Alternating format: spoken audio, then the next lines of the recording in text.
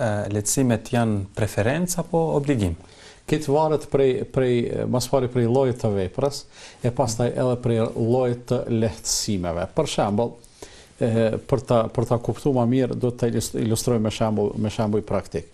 E marrim namazin, nga se namazi kam përshtypjen se është një ndër veprimet mos ta quaj më të rënda, por duke qenë se paraqitet kërkesa që disa herë në ditë të kryhet namazi, atëherë s'ka dyshim se kjo e bën pak më mos them vështirësi, domethënë më të vështirë me i nejt gati namazit, por e bën më serioze çësjen ndaj namazit. Dhe gjithsesi këto gjëra kërkojnë pastaj edhe lehtësime më të shumta.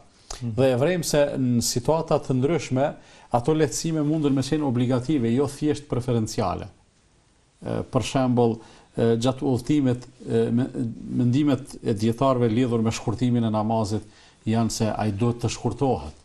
Sigur se ka thonë i dërguari sallallahu alaihi wasallam, kjo është sadakaja dhe lëmosha të cilën Allahu i madhruar u ka dhënë dhe do të thotë pranojeni sadakan e tij. Pastaj hadithi tjetër thotë Allahu dëshiron, i bëhet qefi që ju me i shfrytëzu lehtësimet e tija ashtu si i bëhet qefi që ju me i kryu obligimet ndaj tij.